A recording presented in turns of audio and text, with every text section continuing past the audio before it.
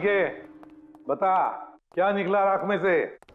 Boss, राख में से बड़ी जबरदस्त बात निकली है। हालांकि इस राख ने मुझे कम परेशान नहीं किया, लेकिन मैंने भी इसका मुंह खुलवा ही लिया, है ना? तो फिर बता दे यार। बताता हूं। तारिका। हाँ सर, हमने इस राख का स्पेक्ट्रोस्कोपी टेस्ट किया। फिर रिपोर्ट से बात साबित हो गई है बॉस कि जयंतीलाल की मौत नेचुरल नहीं है। जयंतीलाल को मारा ही गया। क्या कहा तुमने? जयंतीलाल की मौत नेचुरल डेथ नहीं थी? नहीं। कैसे सामझे? कैसे मारा? लार्सनिक से। लार्सनिक? जयंतीलाल की राख में हमें लार्सनिक मिला है बॉस। राख में से लार्सेनिक? सर, कुछ केमिकल्स और हेवी मेटल्स, धातु ऐसे होते हैं जो जलने पर भी नहीं खत्म होते। लार्सेनिक उनमें से एक है, इसलिए लाश के पूरी तरह जल जाने के बावजूद उसमें मौजूद लार्सेनिक जलाने और राख में ऐसे ही रहा। लेकिन एक बात समझ में नहीं आ रही है सामके, कि अगर जयंतीलाल की मौत लार्सेनिक की वजह से हुई है तो फिर उसके फैमिली डॉक्टर सूरज को ये पता कैसे नहीं चला? पता कैसे नहीं चला? उसने नेचुरल डेथ का सर्टिफिकेट इश्यू किया ही कैसे और क्यों? बॉस, अगर लार्सनिक जैसा जहरीला केमिकल इंसान के शरीर में एक साथ बहुत ज्यादा मात्रा में पहुंचा दिया जाए तो इंसान की तुरंत मौत हो जाती है। लेकिन अगर यही जहर धीरे धीरे थोड़ी थोड़ी मात्रा में उसके शरीर में पहुंचाया जाए तो उसकी मौत एक साथ एकदम नहीं होती है। पहले उसकी याददाश्त जाती है, फिर उसे अजीब अजीब से सपने आने लगते हैं, उसे हेलुसिनेशन होने लगता है, भ्रम होने लगता है, फिर पागलपन के दौरे पड़ते हैं। और जयंतीलाल के साथ ये सब कुछ हो रहा।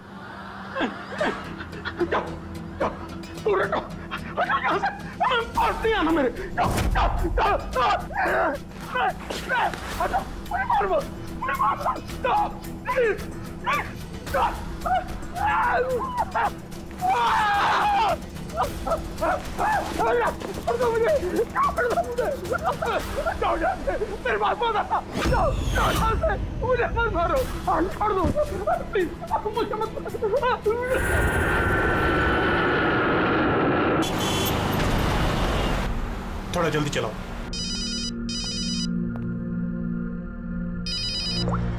हेलो, इसवी प्रद्युमन?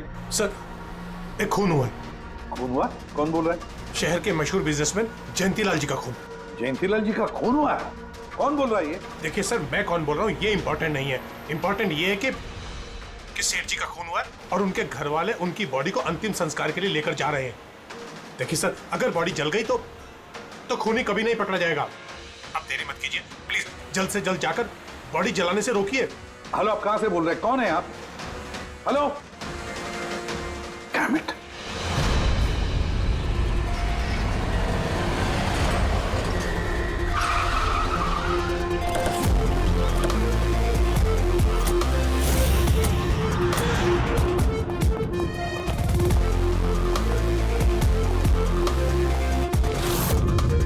अरे कौन है आप लोग? ऐसे कैसे घर में अंदर आ रहे हैं? हम लोग सीआईडी से हैं। घर के सारे लोग कहाँ हैं? सर, वो लोग तो सांप की बॉडी लेकर शमशान घाट गए हैं। शमशान घाट गए?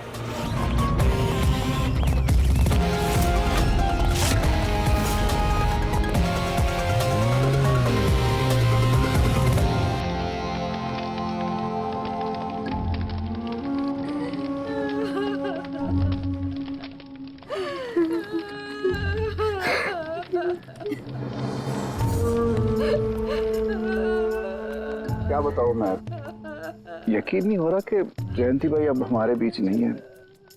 15 साल पुरानी दोस्ती थी मेरी। वो तो मेरे बड़े भाई जैसे थे। पता नहीं ये सब कैसे अचानक से हो गया।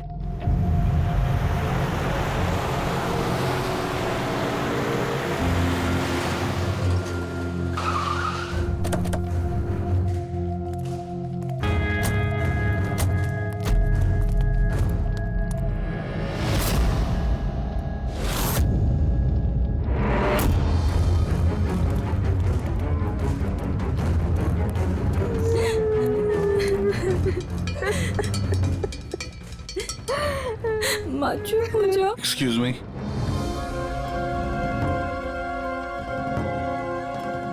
देखिए, हम लोग सीआईडी से हैं। जयंतीलाल जी के परिवार वालों से मिलना चाहते हैं। मैं जयंतीलाल जी की पत्नी दीपा। दीपा जी, हमें पता है ये सही समय नहीं है पूछताछ करने की, मगर क्या करें? वो जयंतीलाल जी की मौत के बारे में हमें कुछ पूछताछ करनी है। पूछिए, क्या पूछना चाहते हैं आप लोग? आप सुशील जयंती, उनका बड़ा बेटा। सुशील जी, हमें खबर मिली है कि आपके पिता की मौत एक नेचुरल डेथ नहीं थी, उनकी हत्या हुई है। क्या? ये कैसे हो सकता है?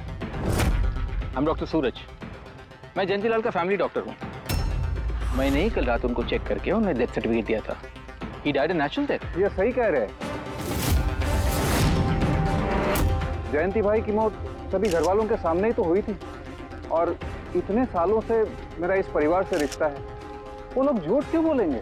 तो आप लोगों ने इतनी जल्दी में बॉडी क्यों जला दी? तो क्या ये भी गुनाह है?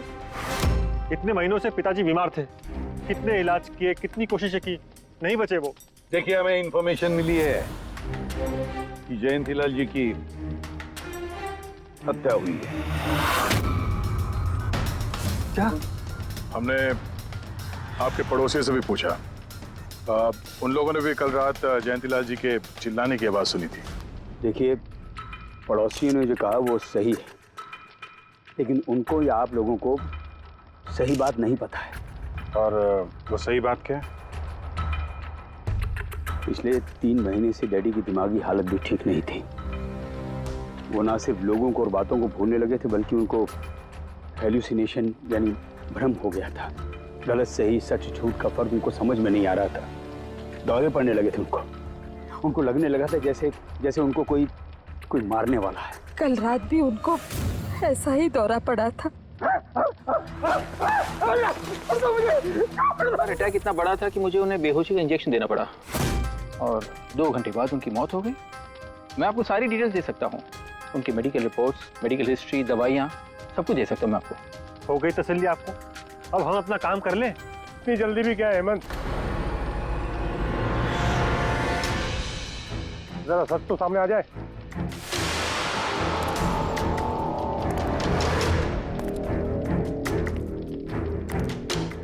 आप? सर, मेरा नाम मोहन है, मैं जयंतीलाल जी का वकील। मैंने आपको फोन किया था सर। मोहन जी, आपको ऐसा क्यों लगता है कि जयंतीलाल जी की हत्या हुई है? मेरे शक की वजह है उनकी वसीयत। लेकिन ऐसा क्या है इस वसीयत में? सब कुछ, कि उनकी जायदाद में से किसको कितना हिस्सा मिलेगा। उससे क्या फर्क पड़ता है? हम सब एक फैमिली हैं, किसी को छोटा किसी को बड़ा शेयर मिलेगा, यही ना? ऐसे ओके, कोई फर्क नहीं पड़ता है। अगर जयंतीलाल जी की मौत नेचुरल ना होकर मर्डर साबित हुई, तो आप में से किसी को भी उनकी जायदाद का कोई हिस्सा नहीं मिलेगा। Nothing at all. ऐसे कैसे हो सकता है? मुझे बराबर याद है कि 1 साल पहले उन्होंने मेरी सलाह लेकर ही ये वसीयत बनाई थी, और उसमें तो ऐसा कुछ भी नहीं लिखा था। दीपा जी, 3 महीना पहले उन्होंने नई वसीयत बनवाई थी। ये क्या बोल रहे हैं आप? ये कैसे हो सकता है? ये सब कुछ बकवास है। अरे पिताजी आपको कब मिले?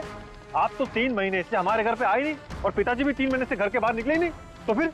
हेमंत, वो खुद मेरे ऑफिस में आए थे 3 महीना पहले। दीपा जी, 3 महीना पहले उन्होंने नई वसीयत बनवाई थी। ये क्या बोल रहे हैं आप? ये कैसे हो सकता है? ये सब कुछ बकवास है। अरे पिताजी आपको कब मिले? आप तो 3 महीने से हमारे घर पे आए नहीं, और पिताजी भी 3 महीने से घर के बाहर निकले ही नहीं। तो फिर? हेमंत, वो खुद मेरे ऑफिस में आए थे 3 महीना पहले। मैं अब जिंदा नहीं रहूंगा। आप क्या कह रहे हैं सर? कोई मेरी जान लेना चाहता है, मुझे मार डालेगा। सर, कैसी बात कर रहे हैं आप? कौन है जो आपको मारना चाहता है? कोई अपना, मेरे परिवार के सदस्यों में कोई है। मुझे पूरा यकीन है कि मैं अब चंद दिनों का मेहमान हूं। सर, कौन है वो? कहा ना, कोई अपना। क्या सोच रहे हो? पुलिस के पास जाऊं? यही कहना चाहते हो? सर मैं पुलिस को खबर करूं? नहीं, पुलिस वाले भी अब मुझे पागल समझेंगे। तुम मेरा एक काम करो मोहन, मेरा वसीयतनामा बदल डालो। अगर मेरी मौत हो जाती है और मौत के बाद ये साबित होता है कि उसका कारण मेरा परिवार है, तो मेरा बिजनेस, मेरा पैसा, मेरा कुछ भी परिवार के किसी भी सदस्य के नाम नहीं होगा। सर अगर परिवार के सदस्य को नहीं मिलेगा तो किसको मिलेगा?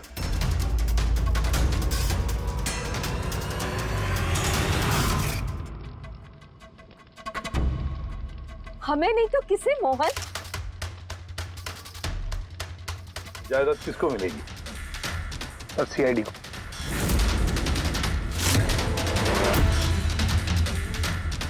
क्या बकवास कर रहे हैं आप? जी सर, अगर जयंतीलाल जी की मौत हत्या साबित होती है तो उनकी सारी जायदाद जो कि लगभग 5,000 करोड़ है वो सीआईडी को और पुलिस वेलफेयर डिपार्टमेंट को मिलेगी। ये क्या मजाक कर रहे हैं आप? ऐसा कैसे हो सकता है? हो सकता है अगर उनकी मौत हत्या साबित हुई तो। लेकिन उनकी तो हत्या हुई नहीं, हम वहीं तो थे, जो कुछ भी हुआ हमारे सामने हुआ है। उनकी हत्या हुई है या नहीं वो हम पता लगा लेंगे। अरे आप कैसे पता लगाएंगे? बॉडी तो है ही नहीं। बॉडी जल चुकी तो क्या हुआ, राख तो है। जब तक ये केस सुलझती नहीं तब तक जयंतीलाल जी की राख हमारी कस्टडी में रहेगी। अरे लेकिन सॉरी मैम।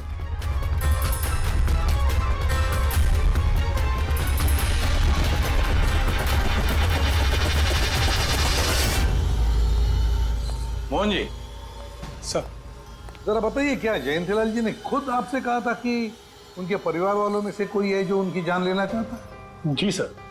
क्यों? सर वजह तो पता नहीं, लेकिन उनको लगता था कि उनके घर वाले पैसों के लिए उनकी जान लेना चाहते हैं सर। बेटों से वो खुश भी नहीं थे। वो चाहते थे कि हेमंत और सुशील उनके साथ बिजनेस में हाथ बटाएं, उनके साथ बिजनेस करें, लेकिन ऐसा हुआ नहीं सर। ऐसा क्या हुआ? सर दोनों ने अपना अलग अलग बिजनेस शुरू किया, लेकिन उसे भी चला नहीं पाए। और हेमंत सर, वो तो एक नंबर का अय्याश निकला। उसने सेठ जी के सारे पैसे उड़ा दिए। सर बाप बेटे में हमेशा खटर पटर चलती रहती थी, कभी बनी नहीं बाप बेटे में। बनती नहीं थी, मगर हम बाप बेटे तो थे। मुझे पैसों की बहुत जरूरत थी, लेकिन इसका ये मतलब थोड़ी है कि मैं अपने पिता को ही मार दूंगा। मार भी सकते हो। आखिरकार दुनिया में आधे से ज्यादा गुनाह तो पैसों के लिए ही होते हैं। फिर तो सुशील भैया की वजह मुझसे बड़ी थी। उनका पिछला बिजनेस उन्होंने घाटे में बंद किया और अभी जो है वो नुकसान में चल रहा है। सर मार्केट का बहुत पैसा है उनके ऊपर, और डैडी भी इस बार सुशील भैया की मदद करने के लिए रेडी नहीं थे। सर मैं मानता हूं कि डैडी नाराज थे, नहीं दे रहे थे मुझे पैसे, पर मुझे यह भी पता है कि वो मुझे और मेरे परिवार को मरने के लिए नहीं छोड़ सकते थे। खून में उनका खून तो हो, इसीलिए पैसों के लिए अपनों का ही खून बहा दिया। सर एक आइडिया है। क्या है कि अब जो हुआ सो हुआ, उसको बदला तो नहीं जा सकता ना, लेकिन इस सिचुएशन से अपना फायदा जरूर निकाल सकते हैं। क्या मतलब? वो सर आप ये मामला सुलझा दीजिए। मान लीजिए कि नेचुरल डेथ थी, अब वसीयत के हिसाब से पैसे सीआईडी और मुंबई पुलिस की जगह हमें मिलेंगे, जो उसके असली हकदार हैं। नहीं, आप लोगों का जो नुकसान हुआ होगा वो हम आपस में समझ लेंगे ना। सुशील जी, हर आदमी एक जैसा नहीं होता, और दोबारा ऐसे बात करने की गलती नहीं करना, समझे? तुम अपनी दादाजी से बहुत करीब थी ना? दादाजी मुझे बहुत प्यार करते थे। हम दोनों बेस्ट फ्रेंड्स के जैसे थे, एक दूसरे से सारी बातें शेयर करते थे। कभी दादाजी ने तुमसे कहा था कि उनकी जान को खतरा है, कोई उन्हें मारना चाहता है, ऐसे कभी कुछ कहा था उन्होंने? उन्हें हर किसी से डर लगता था। दादाजी सिर्फ मेरे पे विश्वास करते थे, बाकी उन्हें सबसे डर लगता था। तो उन्हें लगता था कि कोई उन्हें मार देगा। चलो दादू, अब हम खाना खाएंगे। क्या ये? चलो चलो चलो चलो दादू। मुझे वो सब लोग इसमें जहर मिला के मुझे मारना चाहते हैं। कौन मारना चाहता है दादू आपको? वो सब लोग मिले हुए हैं, सब मेरे खिलाफ साजिश कर रहे हैं। तू भी मत खा, अरे फेंक दे, वरना तू भी मर जाएगी। दादू आप मेरा विश्वास करो, ये खाना मैंने अपने हाथों से बनाया, इसमें कुछ नहीं है, इसमें जहर भी नहीं, कुछ नहीं है दादू। आप मेरा विश्वास करो। देखो देखो देखो, मेरे हाथों में खा रही हो ना, देखो देखो, मुझे कुछ हुआ, मैंने अपने हाथों से बनाया। चलो दादू, चलो चलो चलो, खाओ खाओ खाओ खाओ। गुड दादू, गुड दादू। चलो एक और बाइट, जल्दी से जल्दी से जल्दी से जल्दी से एक और बाइट खाएंगे। अच्छा है ना दादू? गुड गुड, चलो चलो। कितना प्यार करती है, तू मेरा कितना ख्याल रखती है, बाकी सब लोग मेरी दौलत के पीछे मुझे मार देंगे। दादू आपको कुछ नहीं होगा, आपका बहादुर बच्चा है ना इधर, मैं आपको कुछ नहीं होने दूंगी। देखो, अब तुम घर जाओ, जाओ, और देखो किसी भी चीज की जरूरत पड़े तो मुझे फोन करना, ठीक है? जाओ।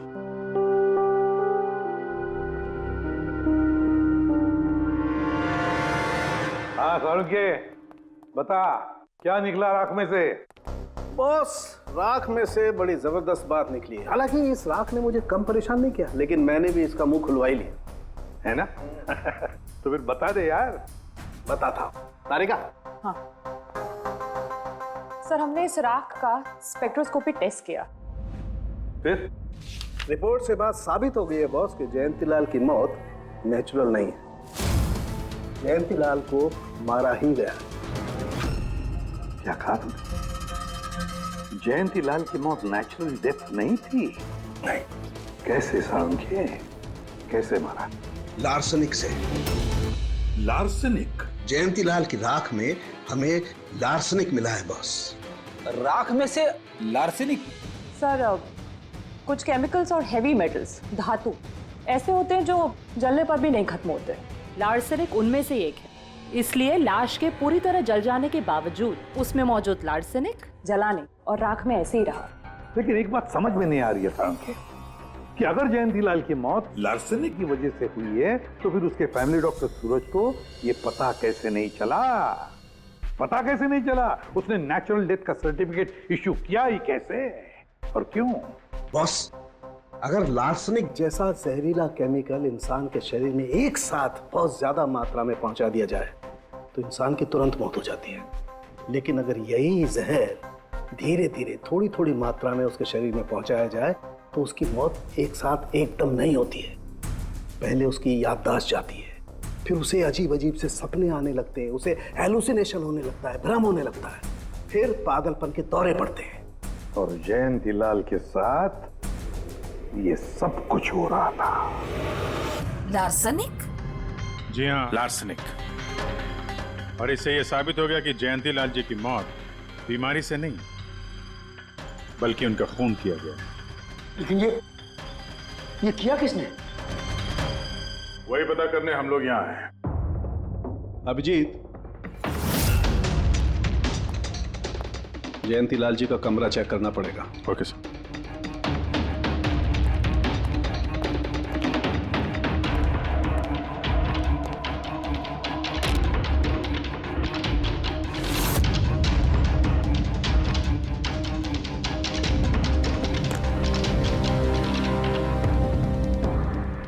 हम पे शक कर रहे हैं? आपने ऐसे सोच भी कैसे लिया कि हम लोगों में से कोई ऐसी घिनौनी हरकत कर सकता है? ऐसा कुछ नहीं है माँ, ये सब इनकी चाल है। डैडी की प्रॉपर्टी इन्हें मिल जाए इसके लिए मनगढ़ंत कहानी बना रहे हैं ये लोग। बकवास मत करिए सुशील जी, दोबारा ऐसा बोला ना अंदर डाल दूंगा।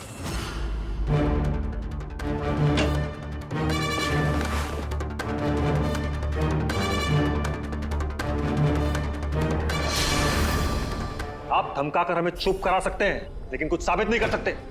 एग्जैक्टली। आप लोग ये सब कुछ इन 5,000 करोड़ के लालच में कर रहे हैं ना? बोल चुके आप लोग, अब बस सीआईडी को अपना काम करने दीजिए। क्या मजाक नहीं चल रहा है? एक आदमी का खून हुआ है, खून। आप सबकी भलाई इसी में है कि हमारे साथ कोऑपरेट करें। अच्छा, अब सीआईडी धमकाने भी लगी है। ये धमकी नहीं है, ये आशी, आशीष, आशी बेटा, आशी क्या हो गया? आशी बेटा, आशी बेटा उठो। आशी आंखें खोलो, क्या हो गया तुम्हें? आशी, आशी बेटा क्या हो गया? अरे जरा देखो इसे भी, क्या हो गया मेरी बच्ची को? आशी क्या हुआ? आंखें खोलो, हो गया? आशी बेटा, आशी बेटा, आशी बेटा, आशी।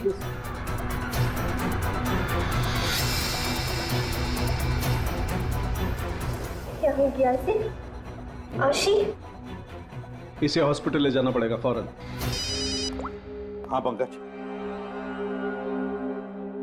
क्या? माय गॉड, ये अच्छा ठीक है। क्या हुआ? ये डॉक्टर सूरज ने आशी के कुछ टेस्ट किए थे, पता चला कि उसके खून में भी लार्सेनिक है। लेकिन सर, लार्सेनिक आशी के खून में पहुंचा कैसे होगा? सर ऐसी कोई कॉमन चीज जो जयंती लाल जी और आशी दोनों के कांटेक्ट में आई हो? खाना। अब आशी ने बताया था ना कि कुछ दिनों से जयंती लाल जी का खाना वो खुद टेस्ट कर रही थी। नहीं बस खाना नहीं, ये कुछ और है। ये सालों के साथ ये आपको कैसे पता चला? बताता हूं, बस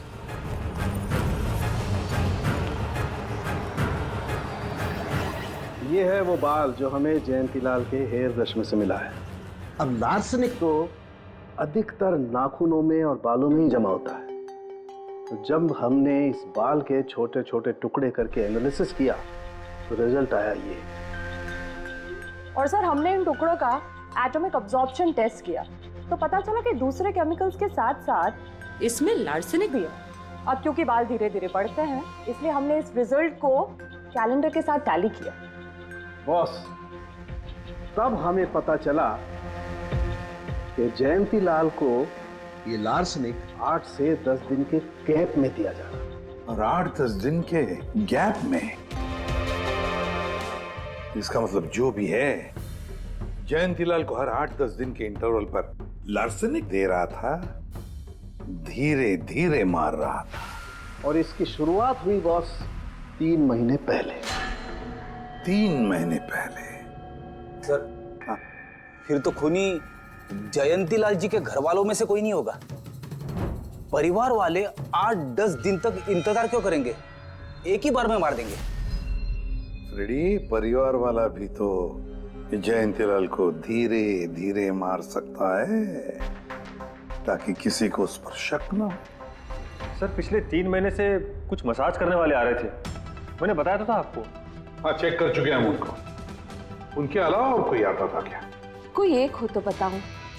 उनके दोस्त, पुराने बिजनेस पार्टनर और ऑफिस के स्टाफ वगैरह बहुत सारे लोग आते रहते थे घर पे।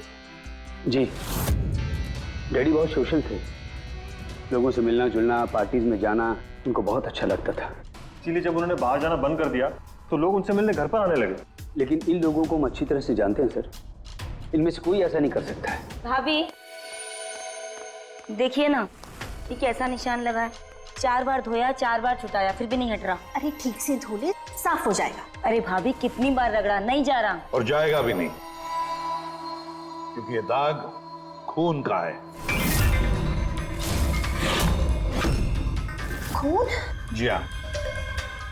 सुनिए, आपके कुर्ते पे ये खून का दाग कहाँ से आया? आपको कहीं चोट लगी है क्या? क्या हुआ आपको? मुझे नहीं पता। अरे मुझे मेरे कुर्ते पर कहाँ से आया? मैं खुद हैरान हुआ था कल जब मैंने इसे देखा। तो कल लगी आपको ये चोट? नहीं, मुझे कोई चोट नहीं लगी। हाँ, जब मैं कल लोगों से मिल रहा था तब ये खून का दाग लगा मुझे।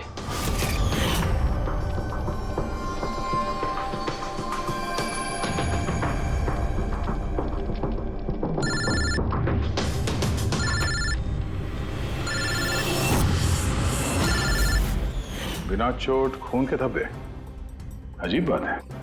वही तो। और कुछ हुआ था कल? कोई खास बात? नहीं सर, और कोई खास बात नहीं। साहब एक बात अजीब हुई थी। क्या? कल सुबह मुझे गार्डन में कांच के कुछ टूटे हुए टुकड़े मिले थे। कांच के टूटे हुए टुकड़े? तो फिर? साहब उन टुकड़ों में खून लगा हुआ था। क्या? कांच के टुकड़ों में खून लगा हुआ था? जी। कहाँ पर है वो? अब वो तो मैंने कचरे के डिब्बे में डाल दी। इस कुर्ते पे खून, कांच के टुकड़े पे खून। कहाँ देखे थे वो कांच के टुकड़े तुमने? ये देखिए, यहाँ पर मिले थे मुझे कांच के टुकड़े। यहाँ पर? जी।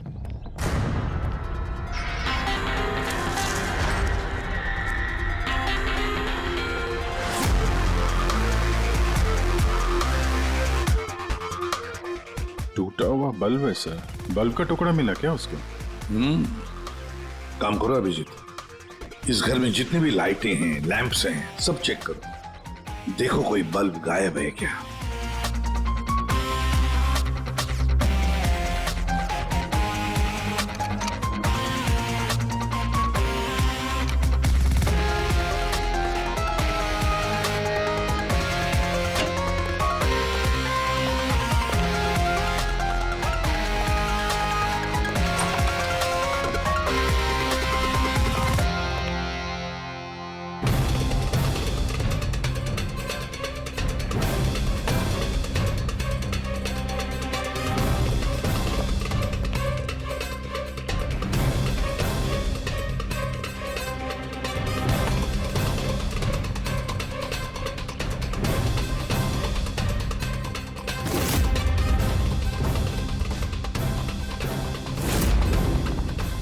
सर, सब जगह देख लिया, कांच का टूटा हुआ सामान कहीं पे भी नहीं है। सर कुछ नहीं मिला।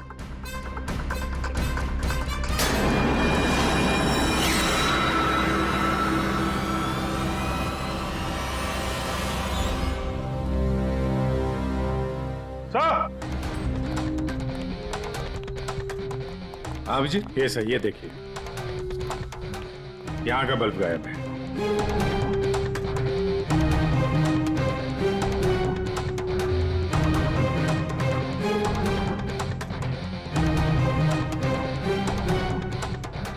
बड़ी अजीब बात है, ये लैम्प तो बिल्कुल ठीक था। मैं और दादू इस लैम्प के नीचे काम भी किया करते थे। और जिस तरह दादू की मौत हुई तब भी ये लैम्प ठीक था, इसमें बल्ब था और ऑन था।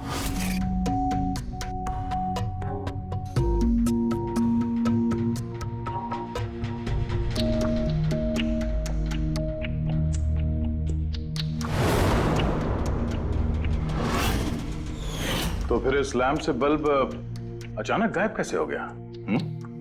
क्या कविता? नहीं साहब, मुझे कुछ नहीं मालूम। ये बल्ब कैसे गायब हुआ, किसने निकाला, मैं कुछ नहीं जानती। लेकिन सर ये बल्ब कोई गायब करेगा क्यों? सर इस बल्ब का और इस लैंप का कुछ ना कुछ तो लेना देना है इस केस में।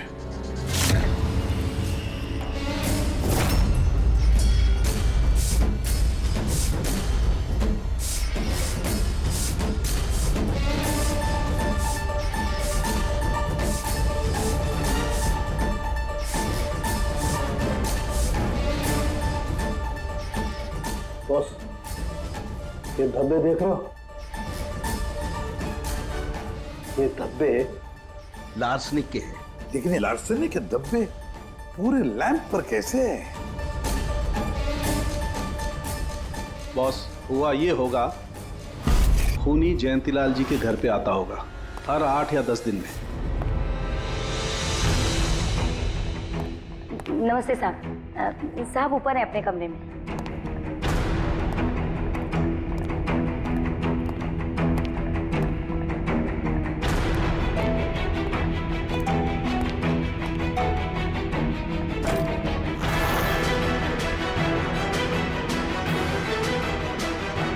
और चुपके से जयंतीलाल के टेबल लैंप पे लार्सनिक छिड़कता होगा।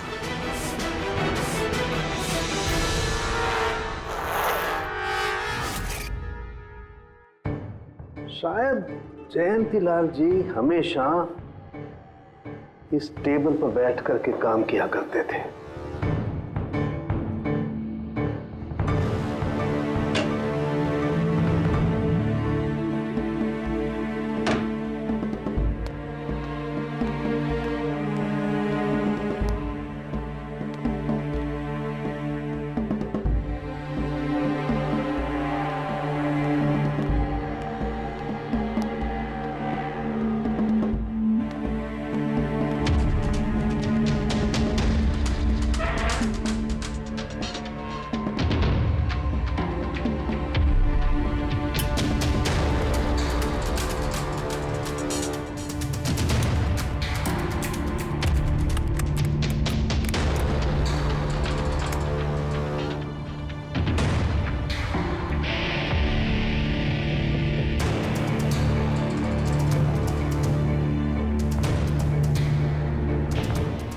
और जैसे ही ये बल्ब गर्म होता था, लार्सनिक धीरे धीरे फैलकर जयंतीलाल जी की सांसों में घुल जाता था।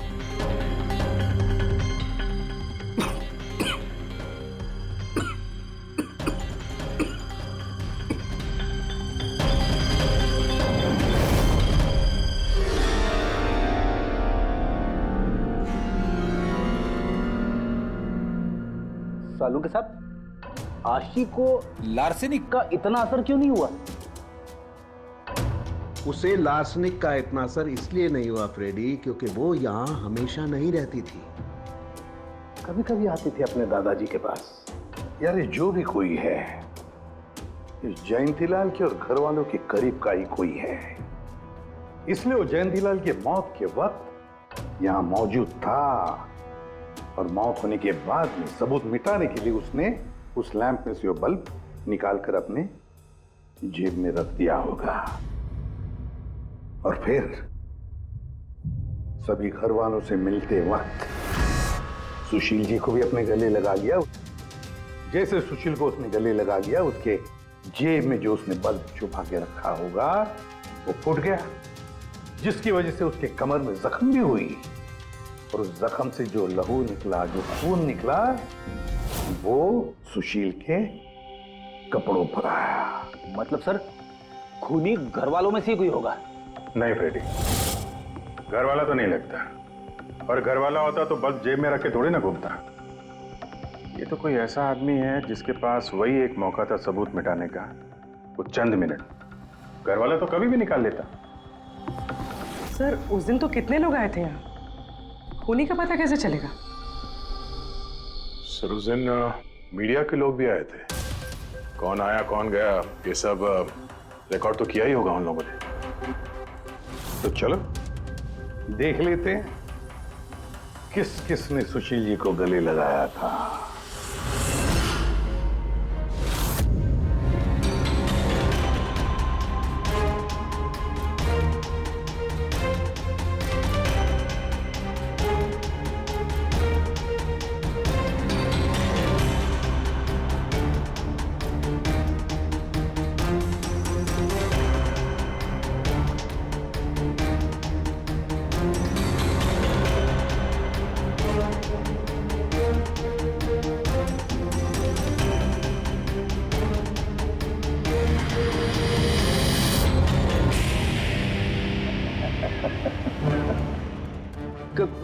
क्या हुआ सर?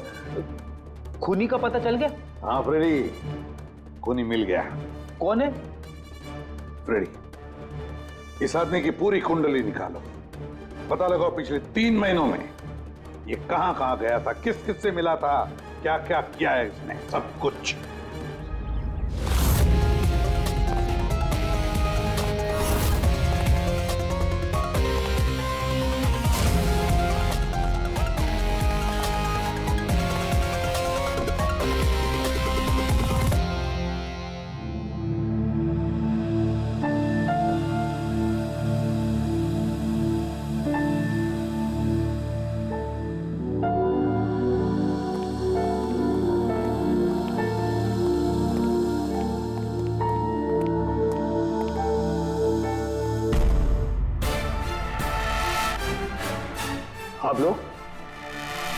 आप लोग फिर यहाँ हैं?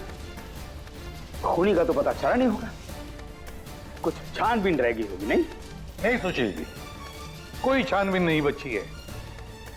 खूनी का पता चल गया है और खूनी अभी इसी वक्त यहां हम सब के बीच मौजूद है। क्या? कौन है वो?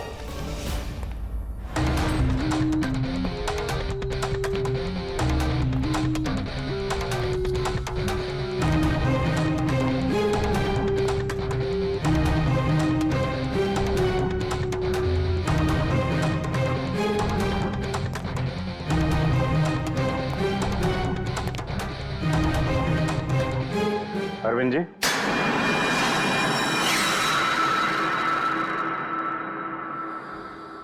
जरा उठेंगे आप?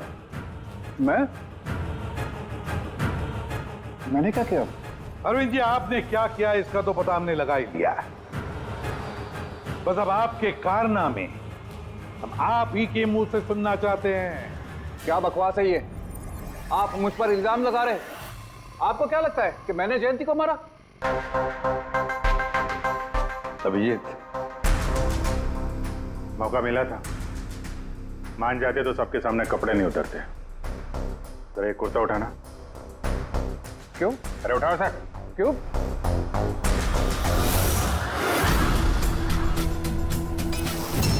क्या है ये? निशान कैसा है? हाँ? कौन सी भाषा बोल रहे हो तुम? हिंदी में बोलो, हिंदी में, मातृभाषा है हमारी। भूल गए क्या? याद दिलाओ। हाँ? नहीं सर,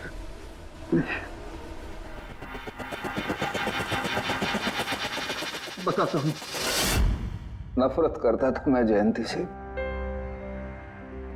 5 साल पहले हमने एक बिजनेस शुरू किया था। आज ये इतना बड़ा 5000 करोड़ का एम्पायर है ना, वो मेरे मेहनत की कमाई थी। मैंने अपनी जिंदगी की सारी जमा पूंजी इस बिजनेस पे लगाई थी, पर जयंती की नीयत में खोट थी। उसने मुझे धोखा दिया, मुझे मेरी कंपनी से निकाल दिया।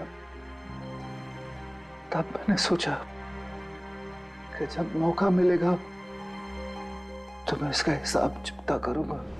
और वो मौका तुम्हें मिला 3 महीने पहले एडवोकेट मोहन के ऑफिस में, जहां पर जयंतीलाल जी भी आए थे और तुमने चुपके से उन दोनों की बातें सुन ली थी। अगर मेरी मौत हो जाती है और मौत के बाद ये साबित होता है कि मेरी किसी ने हत्या की है, तो मेरा बिजनेस, मेरा पैसा, कुछ भी मेरे परिवार के किसी भी सदस्य को नहीं मिलेगा। सर, अगर परिवार के सदस्य को नहीं मिलेगा तो किसको मिलेगा? CID को, जो मेरा मर्डर इन्वेस्टिगेट करेगा। मुझे लगा अच्छा मौका है, जयंतीलाल को मारूंगा मैं और शक जाएगा उसके परिवार पर। और इसीलिए तुमने जयंतीलाल की तरफ दोस्ती का हाथ बढ़ाया, एक नया प्रपोजल लेकर। क्यों? मेरे दिमाग में एक आइडिया था जिसके लिए मेरा उसके घर बार बार जाना जरूरी था।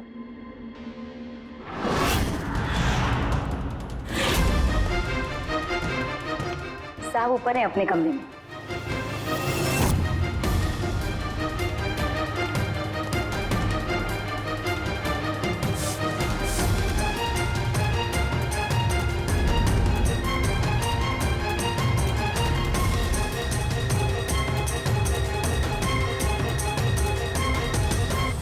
लेकिन एसीपी साहब, आपको इन पे शक कब हुआ? दीपा जी, जयंतीलाल जी की अंत्येष्टि के दिन जो मीडिया कवरेज हुआ था, जो मीडिया वालों ने वीडियो फुटेज लिया था, उसकी मदद से जयंतीलाल जी के अंत्येष्टि के दिन घर के बाहर जो इन्होंने कुर्ता पहना था, शमशान भूमि पर वो कुर्ता बदल दिया गया था, क्योंकि उस पर खून जो लगा हुआ था। क्यों Arvind ji?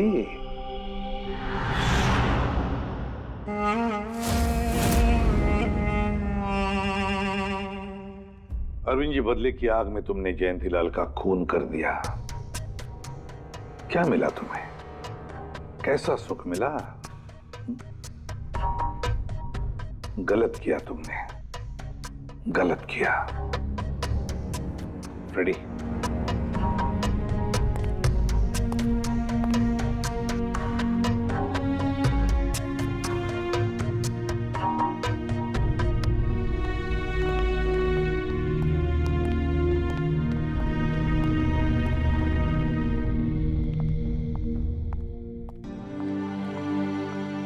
Thank you sir, thank you very much and we are sorry, हम लोगों ने आपको काफी बुरा भला कहा। नहीं, दरअसल हमें लगा कि पैसों के चक्कर में आप हम परिवार वालों को इस केस में कल्प्रिट बनाने की कोशिश कर रहे हैं। नहीं नहीं, कोई बात नहीं। एसीपी साहब, मैं मेरे पति की अंतिम इच्छा पूरी करना चाहती हूँ। सीआईडी और पुलिस वेलफेयर फंड में मैं डेफिनेटली डोनेट करूंगी। Thank you very much, thank you. Thank you so much sir कि आपने मेरे दादू को इंसाफ दिलाया। God bless you.